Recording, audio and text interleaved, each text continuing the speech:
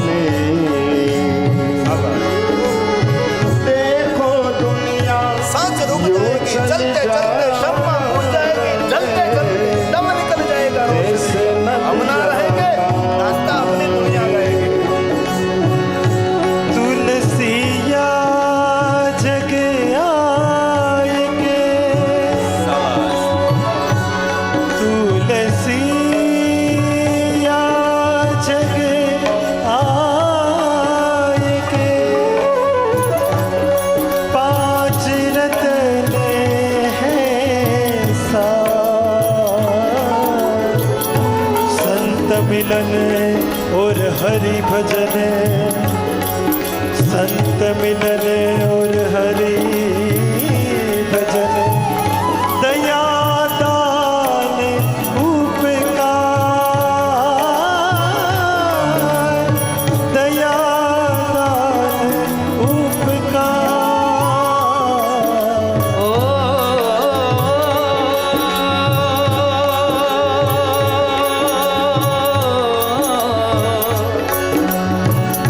सत्संगति मुद मंगल मूला,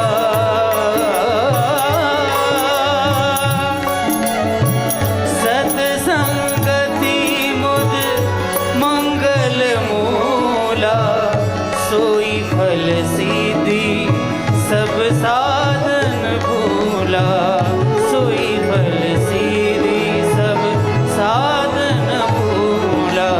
मानुष जन्म मिला है वो कितना अनमोल है, मानुष जन्म मिला है वो कितना अनमोल है, फिर नहीं मिलेगा तो मिट्टी में न रोल रे, फिर नहीं मिलेगा तो मिट्टी में न रोल रे। नमः शिवाय, नमः शिवाय, नमः शिवाय, नमः शिवाय, नमः शिवाय, नमः शिवाय, नमः शिवाय, नमः शिवाय, नमः शिवाय, नमः शिवाय। દેવગુરુ બૃહસ્પતિ કહે છે મહાદેવ, તમારી ભવ્યતા, તમારું તપ છે, તમારું ધ્યાન છે ભગવાન, તમારી ઉદારતા, તમારી ભવ્યતા છે. બૃહસ્પતિ એવું કેમ ન કહ્યું કે તમારા સોના ચાંદી હીરા મોતી શ્વેતાંબર પિતાંબર લીલાંબર તમારી ભવ્યતા છે? સાચા અર્થમાં આપણી ભવ્યતા આપણું તપ છે, આપણી સાધના છે, આપણો પરોપકાર છે, સેવા ભાવ છે. તેથી બૃહસ્પતિએ શંકર ભગવાન માટે શબ્દ પ્રયોગ કર્યો, તપોમયા ભવ્ય. શંકરજીની ભવ્ય સોના ચાંદી હીરા મોતી નથી. મહાદેવની શ્રેષ્ઠમાં શ્રેષ્ઠ કોઈ ભવ્યતા હોય તો મહાદેવની ઉદારતા છે. તપોમયાય ભવ્યાય શિવ શ્રેષ્ઠાય વિષ્ણવે. વિષ્ણુ દેવતાઓ જેમની સ્તુતિ કરે એ શંકરજી છે. કોઈ દેવ એવા ને જે દેવતાએ મહાદેવની સ્તુતિ નથી કરી. ક્યારેક રામનું ચરિત્ર શિવ મહાપડ ગ્રંથમાંથી તમે વાંચો, રામજી નિરંતર મહાદેવની ઉપાસનામાં રત રહે છે. ભગવાન રામજીએ ગર્જના કરી કરીને કહ્યું કે મારું જે સામર્થ્ય છે, મારું જે સામ્રાજ્ય છે એ શંકરજીનો પ્રસાદ છે. ભગવાન રામજીએ જ્યાં જ્યાં યાત્રાઓ કરી, રામજીએ પોતાના કરકમલો દ્વારા અગણિત લિંગ સ્વરૂપોની સ્થાપના કરી છે. કોઈ કોઈ જગ્યાએ જલ નહીં હતું શંકરજીને જલાભિષેક કરવા માટે, તો રામજી ધરતીમાં બાણ ચલાવે અને રામના બાણ દ્વારા જે જલ પ્રગટ થયું તેને બાણ ગંગા તરીકે પ્રસિદ્ધ કરવામાં આવ્યું છે. એ રામજી છે. બૃહસ્પતિ કહે છે મહાદેવ, આપનું દર્શન કરતા ભગવાન વ્યાલ પ્રિય, તમે વ્યાલ પ્રિય. વ્યાલ તમને પ્રેમ કરે, તમે વ્યાલોને પ્રેમ કરો. વ્યાલનો અર્થ થાય સર્પ, નાગ. વ્યોમનો અર્થ થાય આકાશ. વ્યોમ કેશાય નમઃ. પૂરા આકાશમાં ફેલાય શંકરજી તમારી જટા અને તમારી શોભા. સર્પો તમારા આભૂષણ છે, સર્પો તમારી શોભા છે. આ દેવગુરુ બૃહસ્પતિએ ગાયું છે. વ્યાલ પ્રિયાય વ્યાલાય, વ્યાલ પ્રિયાય વ્યાલાય, વ્યાલાનામ પતયે નમઃ, વ્યાલાનામ પતયે નમઃ. નાગલોકનો કોઈ દેવ હોય તો શંકર છે. તેથી ભગવાન મહાદેવને આપણે નાગેશ્વર મહાદેવ કહીએ છીએ. જ્યારે નાગકુળની હત્યાઓ થતી હતી, નાગકન્યાઓને લૂંટવામાં આવતા હતા, ત્યારે નાગકુળની કોઈએ રક્ષા ન કરી. પ્રધાન જે નાગો હતા, નાગેન્દ્ર, વાસુકી, તક્ષક સૌ ભેગા મળી મહાદેવની પાસે ગયા અને કહ્યું કે મહાદેવ અમારા કુળની રક્ષા કરો. શંકરજીએ કહ્યું જેટલા તમે જીવતા રહ્યા છો ને એટલા મારા અંગ ઉપર લપેટાઈ જાઓ. પૂરું નાગકુળ ભગવાન શંકરજીના અંગ ઉપર. અને પછી નાગકુળની રક્ષા કરી. ત્યારે નાગકુળમાં જાહેર કહ્યું કે અમારો ઈષ્ટ કોઈ નહીં મહાદેવ, અમે તો જાહેરેલા, પણ આજથી તમે અમારી રક્ષા કરી છે એટલે અમારા નાગકુળનો ઈષ્ટદેવ મહાદેવ નાગનાથ તરીકે અમે તમારી પૂજા કરશું. તેથી ભગવાન શંકરજી નાગનાથ નાગોનો સ્વીકાર કર્યો છે. પૂરા અંગ પર નાગો લપાય. તેથી વ્યાલનો અર્થ સર્પ, સર્પોને પ્રેમ કરનારા શંકર છે. આપણા ભારત દેશની અંદર નાગને મારવો એ ગુનો બને છે. વિજ્ઞાને જાહેર કર્યું છે કે જો ધરતી પર નાગ નહીં રહે તો માનવ જાત પણ નહીં રહે. માનવ જાતને જીવવા માટે નાગોને જીવતા રાખવા પડશે, એ વિજ્ઞાને જાહેર કર્યું. તેથી કોઈ પણ જગ્યાએ હર્પને મરાતો નથી, હર્પને જીવતો જંગલમાં છોડવો પડે છે. તેથી નાગકુળની રક્ષા કરવી. અને એ વાત તો વિજ્ઞાને હમણાં જાહેર કરી કે ભાઈ નાગને મારવું ને, નાગ જો ધરતી પર હશે તો આપણો માનવ જાત સલામત સુરક્ષિત રહેશે. પણ એ વસ્તુ આપણે ઋષિમુનિઓ પહેલાં કહી હતી. અને વર્ષમાં એકવાર આપણે નાગ પાંચમ ઉજવીએ છીએ, નાગ દેવતાની પૂજા કરીએ છીએ. એ આપણા શાસ્ત્રોએ વિજ્ઞાને કહ્યું એ પહેલાં કહી આપ્યું હતું. તેથી ભગવાન શંકરજીના રૂપનું વર્ણન છે. વ્યાલ પ્રિય, આ બૃહસ્પતિએ ગાયું છે. વ્યાલ પ્રિયાય વ્યાલાય. જેવી રીતે સચિવાલય, જે સચિવો બેઠા હોય, સચિવાલય, દેવાલય, શિવાલય, જીનાલય, જે સમૂહ છે, એ જ રીતે ભગવાન મહાદેવના અંગ ઉપર બધા સર્પો છે. એટલે વ્યાલાય શંકરજીનું નામ છે. વ્યાલ પ્રિયાય નમઃ, વ્યાલાય નમઃ, વ્યાલાનામ પતિએ નમઃ, વ્યાલકુલ દેવતાય નમઃ. આ શંકરજીના બધા નામો છે. તેથી બૃહસ્પતિએ કહ્યું વ્યાલ પ્રિયાય વ્યાલાય વ્યાલાનામ પતયે નમઃ, વ્યાલાનામ પતયે નમઃ.